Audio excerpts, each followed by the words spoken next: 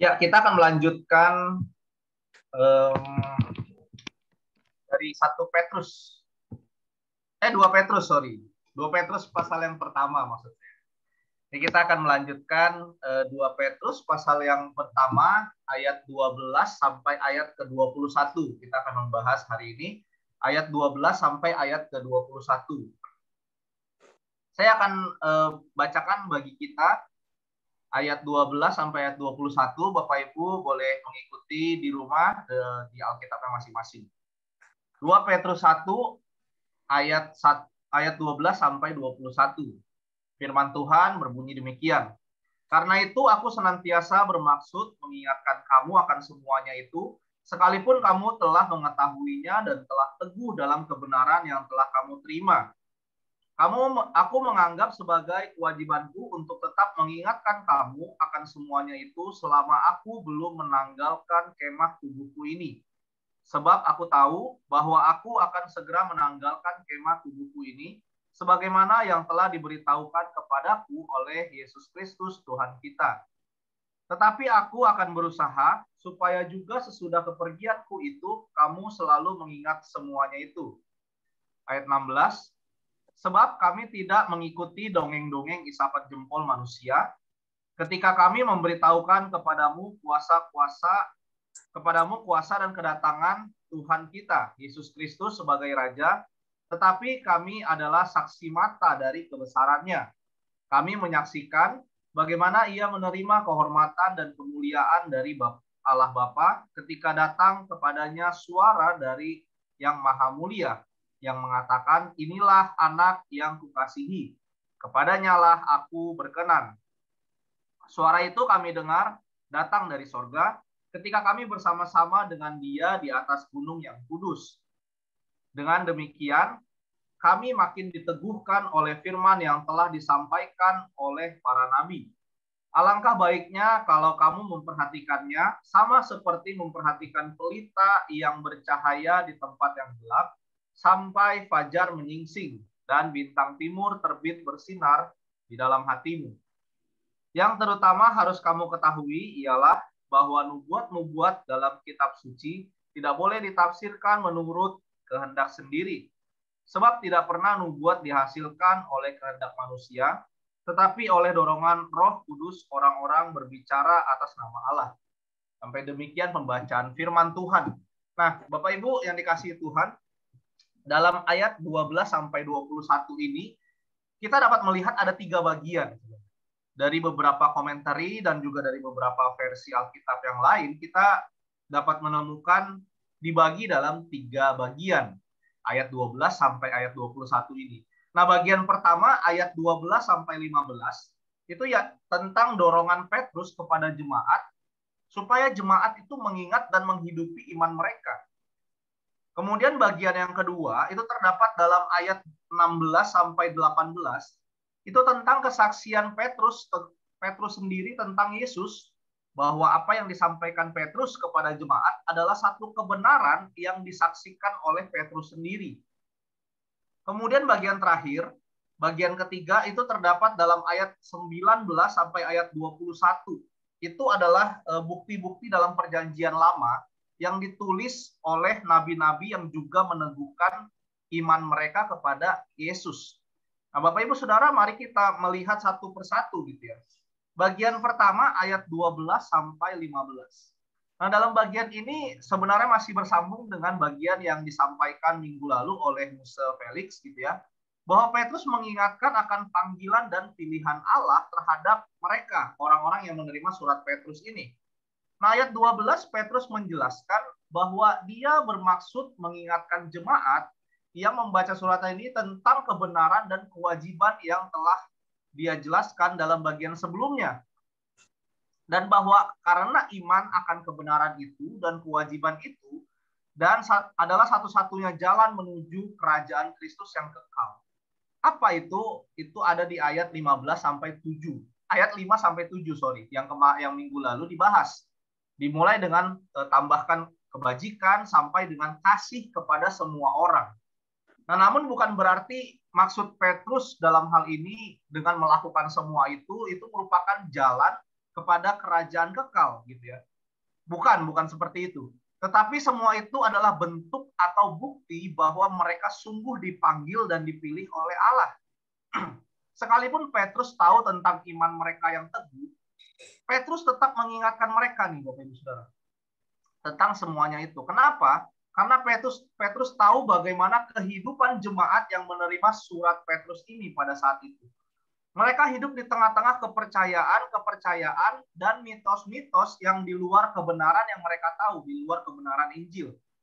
Mereka perlu terus-menerus diingatkan agar tidak terpengaruh oleh lingkungan sekitar mereka, oleh apa yang mereka dengar dari lingkungan sekitar mereka. Bapak Ibu Saudara, sama seperti kita juga gitu. Meskipun kita nggak hidup pada masa jemaat yang menerima surat Petrus ini, kita juga seringkali perlu terus-menerus diingatkan bagaimana hidup sesuai firman Tuhan, apalagi bagi mereka yang baru bertobat. Nah, inilah yang dilakukan Petrus, Bapak Ibu Saudara. Dalam ayat 13, itu Petrus menganggap perlu untuk mengingatkan jemaat itu. Petrus menganggap itu sebagai kewajibannya untuk menjaga dan terus mengingatkan jemaat akan iman mereka sebagai Rasul Yesus Kristus. Sebagai Rasul Yesus Kristus. Dalam ayat ini Petrus melihat bahwa ada saatnya nanti dia sudah nggak bisa lagi ngingetin mereka.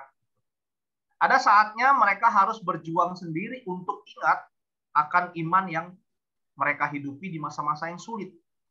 Nah, para pembaca surat Petrus ini udah tahu fakta tentang Injil yang mereka terima. Pengingat yang Petrus berikan ini memberikan satu penegasan dari betapa seriusnya iman yang harus mereka hidupi. Mereka ketika percaya kepada kebenaran gitu ya, kepada Injil, iman mereka harus mereka hidupi. Itu adalah satu hal yang penting dan Petrus mengingatkan mereka kembali gitu. Kebenaran yang harus mereka hidupi. Tidak cukup hanya sekedar tahu terus ingat, tapi mereka juga perlu menghidupi kebenaran yang mereka tahu secara terus-menerus. Bukan sekali atau dua kali, bahkan sampai kedatangan Kristus yang kedua. Tapi bagaimana mereka dapat melakukan kalau mereka aja tidak ingat? Bagaimana mereka dapat ingat kalau mereka nggak tahu? Makanya dalam bagian ini Petrus mengingatkan kembali apa yang mereka sudah tahu supaya mereka menghidupi iman itu. Menghidupi iman yang mereka percayai, yang mereka miliki. Bapak Ibu Saudara, hal ini juga berlaku buat kita saat ini. Tidak cukup hanya kita tahu kebenaran Injil tanpa kita lakukan dalam hidup kita. Kalau kita tahu Yakobus dalam surat Yakobus mengatakan iman tanpa perbuatan adalah mati. Bapak Ibu Saudara, berapa banyak dari kita yang telah mendengar firman, khotbah-khotbah. Kalau kita nggak bolong setiap minggu aja gitu ya ibadah ke gereja, setiap minggu 1 tahun itu 52 minggu. Sudah 52 khotbah kita dengar.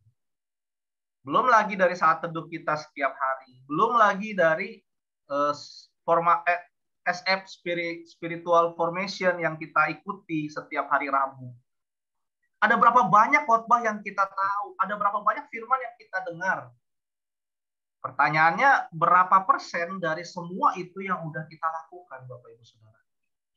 Berapa banyak dari semua itu yang sudah kita aplikasikan dalam kehidupan kita?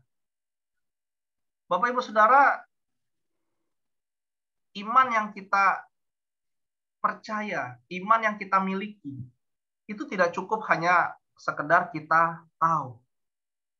Jika iman itu hanya sekedar di pengetahuan kita aja, apa bedanya kita dengan orang Farisi? Oh, orang Farisi itu mungkin lebih hebat, Bapak Ibu Saudara. Orang Farisi dan ahli Taurat, mereka hafal tapi perjanjian lama seperti itu ya. Mereka hafal, mereka tahu, ditanya apa mereka tahu. Tapi mereka lakukan tidak. Kalau kata Tuhan Yesus, yang ketika dia mengecam ahli Taurat dan orang Farisi, Yesus mengatakan, hai ahli Taurat dan orang Farisi, hai orang-orang munafik, katanya. Orang-orang munafik. Bapak Ibu Saudara, kemudian kita lihat ayat 14 sampai 15. ayat 14 sampai 15, ini menunjuk kepada kemungkinan dari kematian Petrus yang akan segera tiba. Ya dia memang nggak tahu gitu ya kapan saatnya bisa datang, gitu ya. Tapi kematian dia tahu bahwa saatnya tiba-tiba. Gitu ya. Menurut Pulpit Commentary, Petrus tahu kematiannya itu bukan karena sakit yang berkepanjangan gitu ya, tapi secara mendadak. Kalau kita tahu bersama sejarah gitu ya, memang tidak dicatat di Alkitab, tapi bukti sejarah, catatan sejarah membuktikan bahwa Petrus mati disalib terbalik pada masa pemerintahan Nero. Nah, sebelum itu terjadi, Petrus ingin terus mengingatkan jemaat akan panggilan mereka, gitu ya. Kalau ketika sudah mati nanti, nggak ada kesempatan lagi bagi Petrus untuk mengingatkan mereka akan iman mereka. Ini bagian pertama, Bapak Ibu Saudara. Bagian yang kedua, ayat 16 sampai ayat yang ke-18. Mari kita lihat dalam bagian ini Petrus menyampaikan kesaksian tentang Yesus, di mana kita tahu bahwa Petrus merupakan rasul langsung dari Yesus Kristus. Apa maksudnya rasul langsung gitu ya? Rasul langsung itu adalah sebagai saksi mata langsung, bukan seperti Paulus. Apa yang disampaikan Petrus bukan dari sumber kedua maupun ketiga, tetapi memang bersumber langsung dari Yesus Kristus sendiri dan berdasarkan pengalamannya sendiri bersama Yesus kurang lebih 3 tahun. Ya. Petrus dalam bagian ini mengkontraskan antara kebenaran Injil dengan dongeng-dongeng yang beredar di masyarakat pada saat itu, di jemaat yang menerima surat Petrus ini pada waktu itu. Bapak Ibu Saudara, ada penafsir yang mengatakan dongeng yang dimaksud Petrus dalam bagian ini itu adalah satu cerita dongeng Yahudi sendiri. Ada juga yang mengatakan bahwa cerita yang berkembang adalah cerita yang berkembang dari dewa-dewa bangsa kafir yang diceritakan oleh nabi-nabi palsu itu, gitu ya. Bahkan cerita-cerita mistis yang diciptakan sendiri dari masyarakat kafir untuk menggoyahkan iman orang percaya pada saat itu. Mereka mengatakan, oh bukan seperti itu kebenarannya. Kebenaran yang sejati itu bukan seperti yang kamu percaya dalam Yesus Kristus. Emang kamu pernah melihat Yesus Kristus? Gitu ya? Nah, cerita yang benar tuh ini nih. Dewa saya nih yang benar nih. Seperti itu. Atau mungkin mereka berusaha untuk menggoyangkan iman mereka, ya, orang jemaat pada saat itu, untuk meninggalkan iman mereka. Nah, Petrus dalam bagian ini menegaskan bahwa Injil yang disampaikan kepada mereka itu bukan seperti cerita dongeng-dongeng yang belum tentu kebenarannya justru. Tetapi Injil yang diberitakan adalah sungguh-sungguh fakta yang dapat dipertanggungjawabkan. Karena dia sendiri yang telah menjadi saksi mata Yesus Kristus. Kalau Paulus kita percaya, kita tahu Bapak Ibu Saudara ya, dia adalah rasul yang tidak secara langsung. Malah dia sebelumnya adalah orang yang mengejar-ngejar orang Kristen untuk dibunuh. Tapi kemudian Tuhan memanggil dia untuk menjadi rasul juga gitu ya, rasul Paulus. Nah, Petrus menegaskan bahwa Injil yang disampaikan itu nggak sama kebenar Injil cerita-cerita yang mereka terima dari bangsa lain. Ya. Kalau kita lihat dalam bagian ini, Bapak Ibu Saudara, kata saksi mata yang dipakai di situ, yang digunakan Petrus dalam bagian ini menunjuk kepada satu permulaan tertinggi dari misteri keyakinan mereka. Jadi Petrus mengatakan ini adalah satu penyataan yang paling tinggi karena saya melihat langsung gitu ya. Saya melihat langsung dan saya mengalami langsung bersama dengan Yesus Kristus.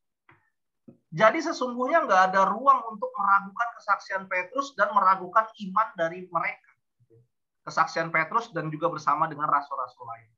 Nah, namun karena kemudian banyak guru palsu membuat cerita yang berbeda dari kesaksian Petrus, dan para rasul lain tentang Injil, maka hal inilah yang dikhawatirkan Petrus, Bapak Ibu Saudara. Petrus khawatir kalau kemudian jemaat lama-lama bisa percaya nih, karena terus-menerus guru-guru palsu ini dengan giat gitu ya, menceritakan gitu ya, melawan kebenaran yang disampaikan oleh Petrus. Nah, jangan sampai iman mereka itu goyah karena pengaruh dari mitos-mitos yang beredar. Bapak Ibu Saudara yang dikasihi Tuhan, saat ini juga sesungguhnya banyak orang Kristen yang masih suka percaya kepada mitos-mitos yang beredar. Bukan begitu, Bapak Ibu? Masih banyak orang Kristen juga yang masih pegang itu mitos-mitos yang beredar gitu. Mungkin saya berikan contoh gitu ya. Ada orang yang datang kepada orang yang pegang mitos ini ya. Aduh, kemarin saya mimpi digigit ular. Wah, pertanda buruk tuh. Wah, pertanda buruk tuh, akan ada hal buruk yang terjadi. Atau mungkin aduh, saya mimpi gigi copot nih. Giginya bawah atau atas gitu. Atas atau bawah yang copot. Emang ada artinya gigi atas atau bawah yang copot? Oh, ada. Kalau atas itu beda artinya. Kalau bawah beda lagi gitu. Kemudian apalagi nggak boleh pegang piring dengan tangan menadah kayak gini. Loh, kenapa nggak boleh gitu? Ini padahal posisi yang enak banget ini kalau makan sambil begini ya tangannya ya. Kenapa? Kata orang-orang tua zaman dulu, nanti seumur hidup kamu makannya nanti minta-minta gitu. Minta-minta sama orang kayak gitu. Itu mitos yang beredar di kalangan sampai saat ini, bukan Bapak Ibu? Imlek hari pertama nggak boleh nyapu gitu ya. Kenapa nggak boleh nyapu? Nih rumah lagi kotor. Oh, nggak boleh nyapu. Nanti rezekinya kesapu. Apa persamaannya rezeki sama kotoran? Itu kotoran gitu ya. Itu debu yang harus disapu, kotor. Kemudian apalagi Bapak Ibu? Nggak boleh nikah sama orang yang umurnya beda. 3, 6 gitu ya. Yang bagus itu beda umurnya 4. Kaki meja gitu ya. Kaki meja Bapak Ibu Saudara. Padahal kalau 2 itu kan ban motornya Rossi itu 2 gitu ya. Dia menang terus tuh, bagus tuh ya. Nah, nggak boleh juga rumah tusuk sate gitu ya. Kenapa? Nggak bagus. Nggak bagus kenapa? Nanti ada aura-aura yang negatif. Kalau ada datang, langsung masuknya ke rumah kita katanya. Terus apalagi? Jangan beli rumah nomor 4 gitu ya. Kenapa jangan beli rumah nomor 4? Kalau kata orang Mandarin mati katanya gitu. Apa ya gitulah. Artinya nggak bagus gitu. Terus kemudian mau nikahin anak nih, mau nikahin anak. Aduh, lihat hari baik dulu nih, tanggal berapa nih baiknya. Hari baik. Wah, kalau ini nih jelek nih, harinya jelek nih. Nggak baik. Dan seterusnya. Bapak Ibu yang dikasih Tuhan, banyak sekali juga mitos-mitos yang berkembang gitu ya. Yang beredar di tengah-tengah kita sampai pada hari ini. Bagaimana kita menyikapi mitos-mitos itu, Bapak Ibu Saudara? Tanpa kita sadari seringkali kita menjadikan mitos itu semacam dalam tanda kutip saya katakan kepercayaan gitu ya. Karena mitos ini beredar sejak dulu di kalangan orang-orang tua kita zaman dulu juga udah beredar gitu ya. Dan kadang memang kebetulan terjadi.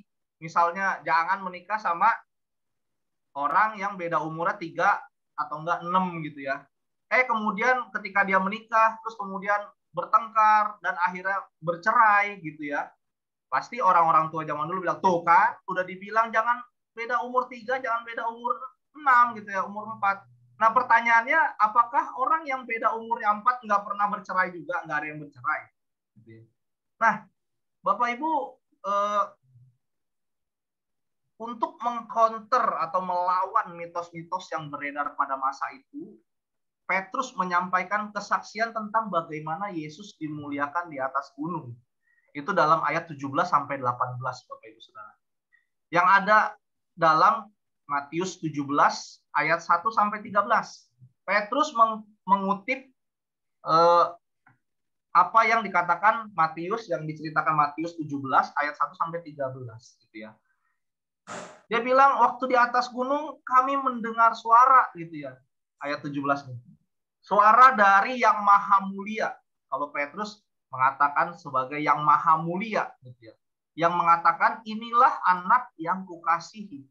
Kepadanyalah aku berkenan. Dan itu secara langsung disaksikan oleh Petrus pada saat itu. Petrus adalah salah satu murid yang diajak Yesus yang naik ke gunung pada saat itu. Itu langsung disaksikan oleh Petrus. Dan itu menjadi satu kesaksian Petrus kepada jemaat yang menerima suratnya ini. Itu bagian kedua, Bapak Ibu Saudara. Kemudian kita lihat bagian terakhir, bagian ketiga. ayat 19 sampai 21.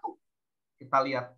Bagian ini merupakan semacam konfirmasi dari kesaksian Petrus. Dia bilang apa? Dia ingin menyatakan bahwa kesaksiannya beda dengan mitos-mitos yang beredar. Kesaksiannya memiliki dasar dan bukti yang kuat, yaitu tulisan para nabi di Perjanjian Lama. Mitos-mitos Yahudi yang beredar mungkin nggak punya dasar, Bapak Ibu Saudara, dan nggak punya bukti. Tapi beda dengan kesaksian yang disampaikan Petrus. Salah seorang penafsir, Barclay, itu melihat arti dari kalimat ini adalah bahwa nubuat para nabi menjadi satu garansi, garansi tentang kebenaran dan kedatangan Tuhan yang akan terjadi. Jadi apa yang dikatakan Petrus memiliki satu garansi yang dikonfirmasi dengan apa yang disampaikan Nabi PL. Kenapa? Karena PL merupakan pegangan dasar dari agama Yahudi pada saat itu, Bapak Ibu Saudara. Khususnya 5 kitab Musa. Karena banyak orang yang melihat bahwa agama Yahudi khususnya gitu ya, Yesus itu adalah ajaran sesat gitu. Tetapi Petrus mengkaitkan dengan nabi di PL dengan maksud supaya mengatakan bahwa apa yang dilakukan Yesus gitu ya, iman kamu kepada Yesus itu bukan terpisah gitu. Ini satu benang merah. Nah, Adam Clark, seorang penafsir, menjelaskan dalam tulisannya bahwa arti dari ayat 19b, kita lihat ayat 19b gitu ya, mengatakan bahwa Yesus menggambarkan nubuat dalam PL dahulu yang ditulis oleh para nabi itu diumpamakan seperti pelita yang bercahaya di tempat gelap. Bapak Ibu Saudara, pelita itu nggak sama dengan model penerangan kita pada masa kini. Gitu. Kalau masa kini tuh model-model penerangan sudah canggih-canggih gitu ya. Lampu, ada lampu LED, ada lampu HID, apalagi dari itu sebagai dan lain sebagainya. Terang sekali gitu. Kalau pelita, Petrus menggambarkan pelita ini sebagai satu cahaya yang redup-redup gitu ya, remang-remang. Kalau kita lihat pelita yang asli, itu pelita itu hanya dapat menerangi 2-3 meter jalan ke depan. Dia nggak bisa menerangi sampai 10 meter, sampai 20 meter. Nggak bisa gitu. Pelita itu hanya dapat menerangi 2-3 meter paling jauh. Itu paling jauh ya. Cahaya paling jauh di depan mereka. Di depan orang yang sedang membawa pelita.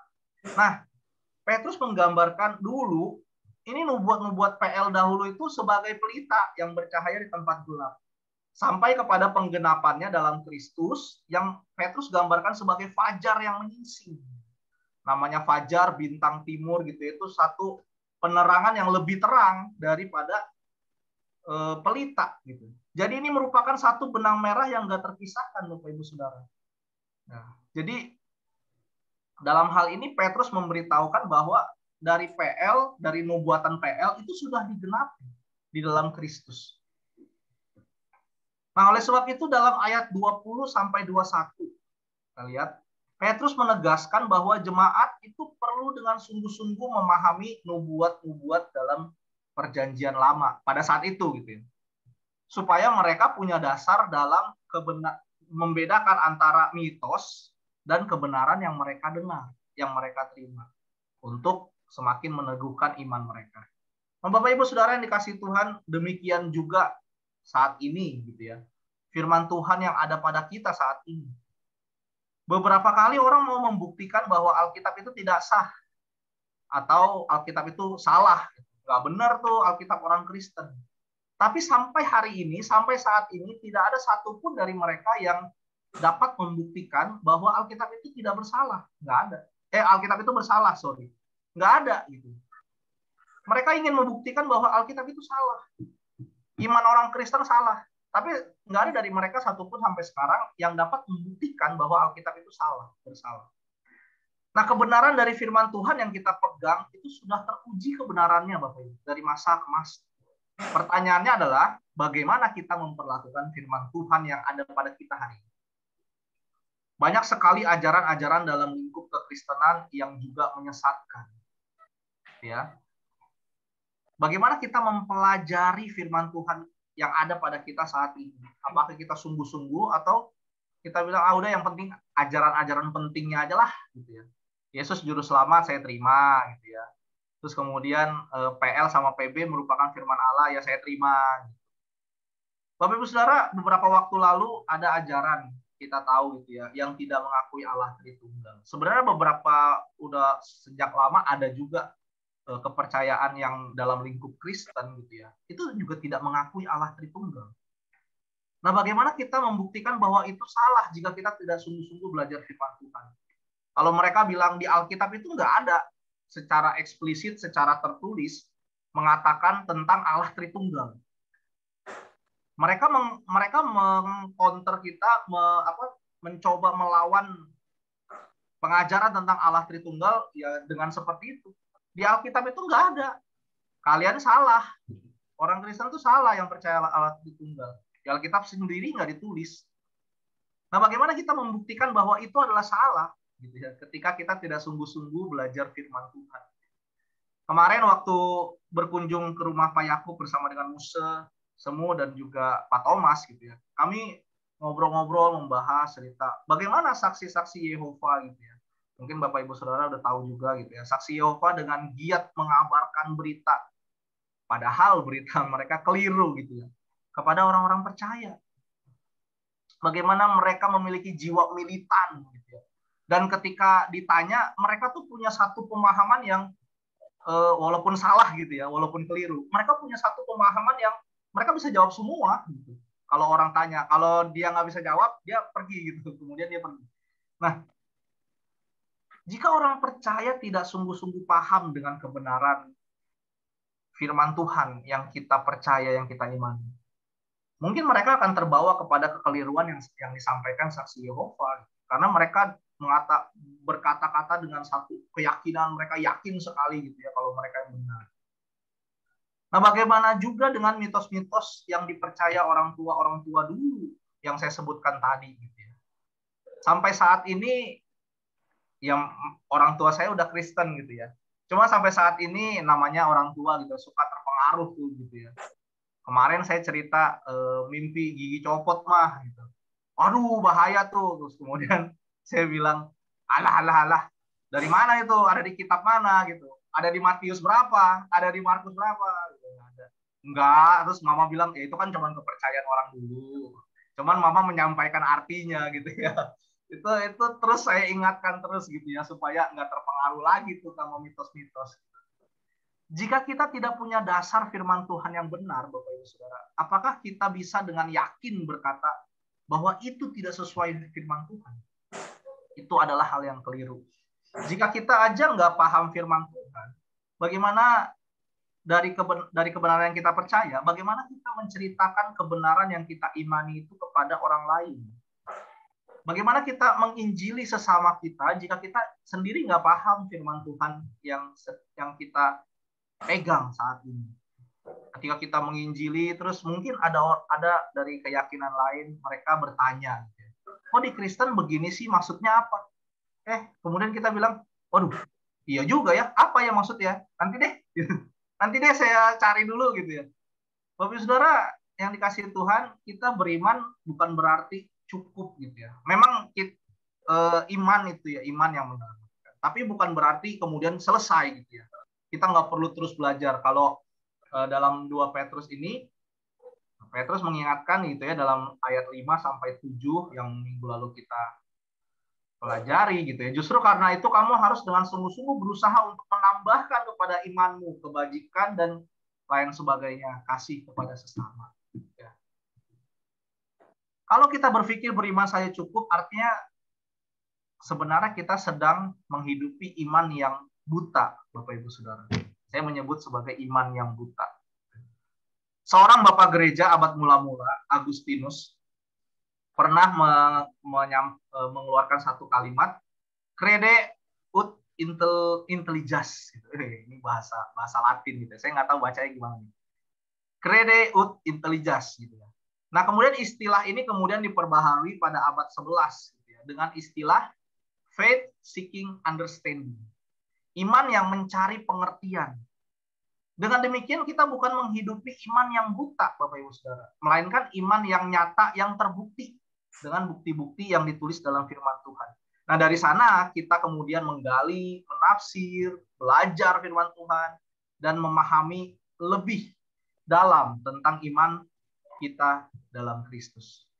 Nah, Bapak Ibu Saudara yang dikasihi Tuhan, bagaimana kita hari ini? Firman Tuhan pagi ini boleh kembali mengingatkan kita tentang bagaimana kita menghidupi panggilan dan pilihan Allah dalam hidup kita. Kita saling mendorong dan mengingatkan kepada sesama saudara seiman kita untuk menghidupi iman kita.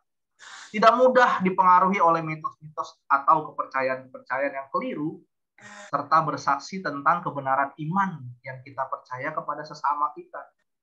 Dan tetap semangat belajar bersama-sama, belajar firman. Terus belajar firman. Faith seeking understanding. Iman yang mencari pengertian. Kiranya firman Tuhan memberkati setiap kita. Amin. Mungkin saya serahkan kepada Muse Felix.